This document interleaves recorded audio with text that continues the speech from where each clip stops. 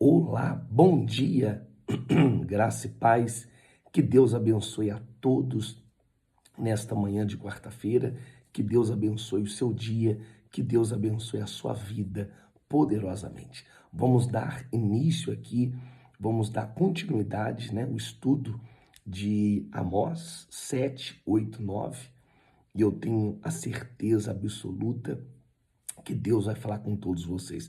Vamos terminar Amós hoje e também vamos começar um livro hoje e terminar ele hoje, tá certo? Vamos lá nesse estudo poderoso, as primeiras três visões de julgamentos de Deus, que Deus deu a Amós, né? O propósito aqui é revelar a seriedade desse julgamento contra a nação. Então, capítulo 7, Deus ele mostra que um enxame de gafanhotos prontos para destruir a colheita. Então, já vimos aqui no livro anterior, Deus ele usa os gafanhotos como um instrumento de juízo. Então, diz aqui o capítulo 7, no versículo 1, diz assim: foi visto que o Senhor, o soberano, que mostrou, ele estava preparando enxames de gafanhotos depois da colheita do rei. Justo quando brotava a segunda safra, depois que eles devoraram todas as plantas dos campos, eu clamei: Senhor soberano, perdoa, como Jacó. Senhor, perdoa, como Jacó poderá sobreviver? Ele é tão pequeno, profeta é sempre intercedendo. Amós sempre clamando pelo povo. E aqui começa essa visão do julgamento de Deus com a nação, verso 2 ao verso 3. Amós, diante dessa visão, intercede, pela nação, pedindo a Deus misericórdia, que não execute este julgamento, Aí vem a segunda visão. Deus mostra o fogo consumindo o grande abismo e a terra, simbolizando aqui uma devastação completa. Aí Amós intercede e Deus retira o julgamento. Então Deus traz aqui o juízo e o profeta orando, clamando.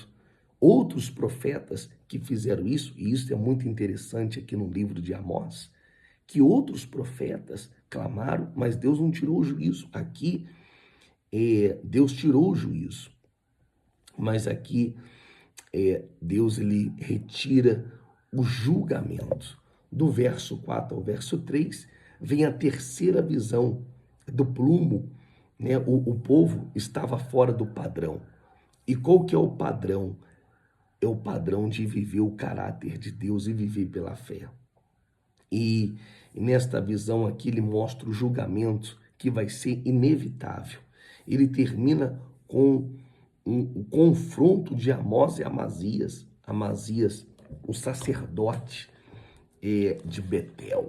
Olha só que coisa gloriosa. Betel está afundada na idolatria. E Amós tenta silenciar Amazias, ele tenta silenciar Amós, enviando uma mensagem ao rei Jeroboão, ordenando que Amós volte para Judá. Mas Amós rejeita o comando de Amazias e reafirma o seu chamado. E ele fala, ele fala uma palavra profética aqui, que isso é muito forte, que ele não era filho de profeta. Ele não era profeta, mas foi escolhido por Deus. Então, é sempre bom lembrar disso aqui, que ele foi levantado pelo próprio Deus. Então, aqui fala aqui dos profetas que não são entendidos, e nós, profetas, não pessoas que ficam dando profetadas aí. Os profetas, eles não eram entendidos. Os profetas que tinham uma vida longa com Deus, homens e mulheres de Deus, que tinham uma vida longa, que tinham uma história com Deus. O profeta não é entendido. Muitas das vezes ele é visto como durão, como ignorante. Mas o profeta, ele levava a palavra de Deus. e ele não era entendido pelas pessoas. Então, é muito difícil. O profeta, ele sempre foi perseguido. Então, aqui os profetas, ele fala, eu não fui filho de um profeta, mas eu fui chamado por Deus. Então, para proclamar aqui o julgamento. Então, a fala dele aqui é importante. Ele não tem o ofício de um profeta. O pai dele não era profeta, mas Deus levantou ele como profeta. E isso é algo muito glorioso. O capítulo 8, o propósito aqui é revelar a quarta visão do julgamento. Um cesto de frutos maduros, simbolizando aqui o tempo da colheita, o julgamento iminente de Israel. Israel já está maduro para o julgamento. E Deus declara que o fim chegou, ou seja, a hora, o fruto já está maduro, de pé. Chegou o momento de ser tirado e colhido. Então Deus está mostrando aqui o julgamento chegou. Então não tem como evitar. Não tem como evitar. As palavras foram ditas, as palavras foram anunciadas, mas entraram no ouvido e saíram pelo outro. Aí o profeta denuncia aqui novamente as injustiças sociais, a ganância, a soberba do povo. E é muito interessante no capítulo 8, a gente lê aqui no verso 4 que diz assim: ouçam vocês que pisam os pobres e arruinam os necessitados da terra, dizendo, quando acabará a lua nova para que vendamos o cereal? E quando terminará o sábado para que comercializamos o trigo? Diminuindo a medida, aumentando o preço, enganando as balanças desonestas e comprando o pobre com a prata e o necessitado por um par de sandálias, vendendo até a palha com trigo? O Senhor jurou contra o orgulho de Jacó: jamais esquecerei coisa alguma que eles fizeram. Então, aqui é muito forte o julgamento. O dia do julgamento chegou. A injustiça é algo que Deus, ele não permite. Do verso 7 ao verso 9, Deus ele vai anunciar aqui o sério julgamento sobre Israel, né? Terremotos, escuridão, mas o julgamento é eminente aqui, né? É um anúncio de fome da palavra de Deus. Fome da palavra de Deus. Então o povo buscará a palavra do Senhor, mas não encontrará. O verso 11 ao verso 12. Isso significa, quando o julgamento chegar, será tarde demais para buscar Deus. Deus ele fala, mas tem pessoa que só busca Deus na pior. Só busca Deus quando perde tudo, quando está doente, quando está desempregada. E aí, em muitos casos, neste caso aqui foi tarde demais. Pessoa ela é exortada, pessoa ela é ensinada, a gente fala de Jesus, mas muitos só vão buscar o Senhor Jesus mesmo quando ela já perdeu tudo. E muitas das vezes é tarde demais. O verso 11 tá aqui, fala que quando o julgamento chegar, será tarde demais para buscar a orientação divina. O verso 11, o julgamento vai vir e não vai adiantar correr atrás da palavra de Deus. É isso que a palavra aqui está dizendo, e é algo muito forte. O verso 11, que diz assim: estão chegando os dias, declara o Senhor, o soberano, em que enviarei fome da palavra, fome a toda esta terra, não fome de comida e nem sede de água, mas fome e sede de ouvir as palavras do Senhor. Está chegando o dia, e esse dia vai chegar, e é muito forte. E vimos aqui no livro de Amós, Israel, que é um povo teimoso, eles não obedeciam, e deu tudo errado. Aí eles vinham, e o profeta falou, ó, já é tarde demais, porque o julgamento chegou. Nós falamos e vocês não deram ouvidos. O capítulo 9, para a gente terminar aqui o livro de Amós, para a honra e glória do Senhor Jesus, o conteúdo é com a visão final do julgamento. Segundo aqui, com a promessa de restauração futura para Israel. Então este capítulo aqui fecha o livro com uma mensagem de esperança. Esse é o nosso Deus. A porta está aberta. Ele é rico e misericordioso. Ele é rico com a sua graça, né? Então, o verso 1 do capítulo 9 diz assim: viu o Senhor junto ao altar, e ele disse: bata no topo das colunas, para que tremam os umbrais, façam que elas caiam sobre todos os presentes, e os que sobrarem matarei a espada. Ninguém fugirá, ninguém escapará, ainda que escavem até as profundezas, dali a minha mão irá tirá-los. Então, aqui o capítulo 9 de Amós fala aqui que Israel está sendo destruído. Amós vai descrever aqui o poder do soberano Deus, que governa todas as nações e controla toda a natureza. O verso 5 e o verso 6 do capítulo 9 diz assim: quanto ao Senhor, o Senhor dos exércitos, ele toca na terra e ela se derrete, e todos os que nela vivam planteiam. Ele ergue toda a terra como o Nilo e depois afunda como o ribeiro do Egito. Esse é o nosso Deus. Ele governa tudo, todas as nações. É o Deus Todo-Poderoso.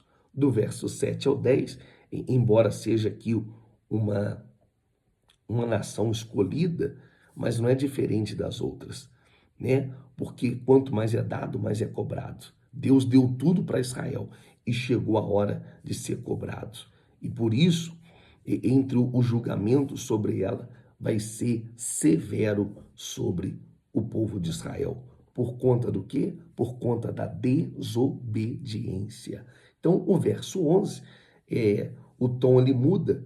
A tenda é muito forte. A tenda que vai erguer, a tenda, eu quero ler aqui para vocês, que fala sobre essa tenda. Olha só, que legal, ó. Naquele dia levantarei a tenda caída de Davi. Naquele dia levantarei a tenda caída de Davi. Construirei o que estiver quebrado e restaurarei as suas ruínas. Eu a reerguerei. Quando há o arrependimento, quando há uma mudança de fato, de verdade, ele promete levantar a tenda caída de Davi. Isso aqui, restaurar a tenda, é uma mensagem aqui de restauração. Está aqui o reino de Israel, agora sobre a liderança messiânica do Senhor Jesus, né? Que é descendente de Davi. Do verso 13 ao 15, que também é glorioso, eu quero ler, fala desse tempo de abundância, paz, né, de segurança. Então Israel que estava no pecado, veio o julgamento, mas também tem a promessa futura de restauração. Então nós só vamos colher aquilo que plantar. Então a restauração faz parte de um processo, não imediato, mas ela faz parte de um processo glorioso, tá certo? Vamos aqui para o livro de Obadias. Pela primeira vez, nós vamos começar um livro e vamos terminar. O livro de Obadias, que era um nome comum, simples naquele tempo. O livro de Obadias é o menor livro do Velho Testamento.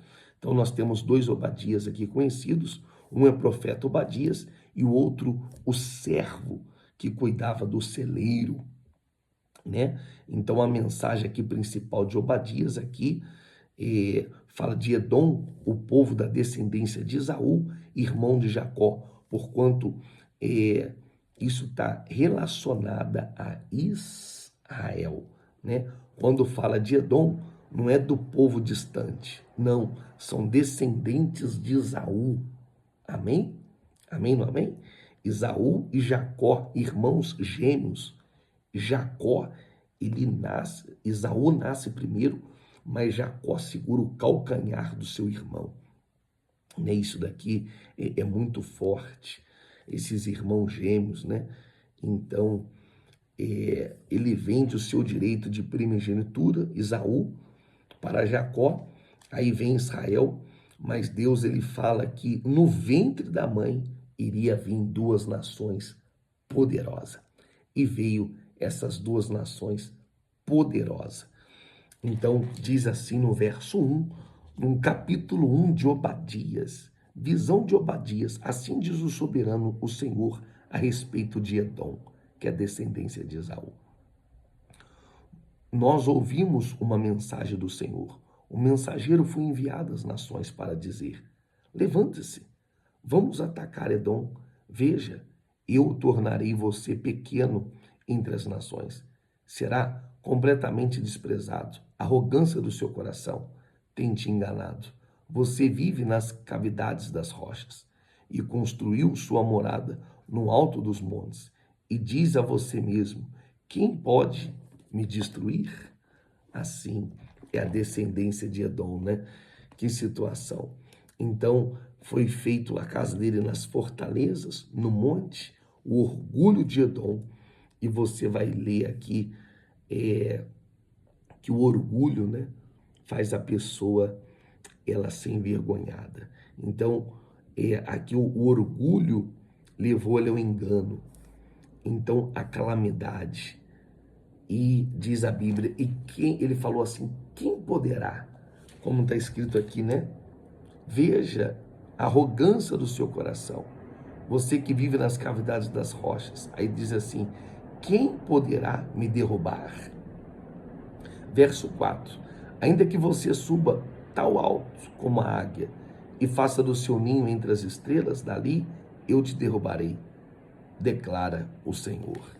Mas a mão de Deus é poderosa, a mão de Deus é grande, é ou não é verdade? Então ele está falando aqui de Edom, o orgulho da autoconfiança, assim como Satanás, que também foi expulso do céu. O orgulho é o caminho da destruição, a soberba procede à queda e à ruína. Que o seu coração, que o meu coração, que o nosso coração seja humilde em nome do Senhor Jesus. Do verso 10 ao 14, Edom é acusado aqui de violência contra os seus irmãos, Israel descendente de Jacó e Edom descendente de Esaú. Então o profeta condena Edom por ter ficado do lado observando a destruição de Jerusalém e não ter, movido uma palha e não ter ajudado. O verso 15 ao verso 21 vem o dia e a restauração. O verso 15, olha o que diz aqui o verso 15 de Obadias. É coisa gloriosa. Como é bom estar aqui com vocês lendo a Bíblia, hein? Estudando, anotando. Diz assim, ó.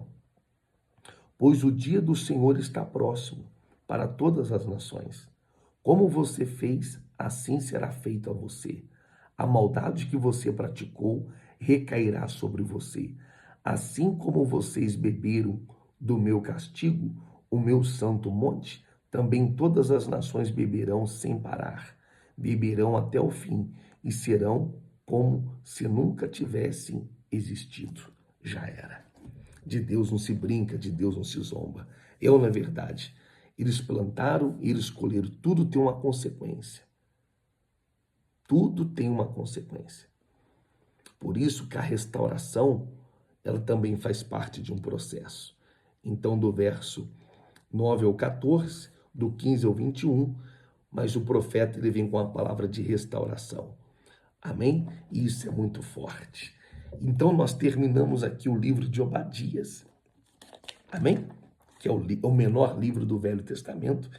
E agora nós vamos amanhã falar acerca do livro de Jonas. Amém?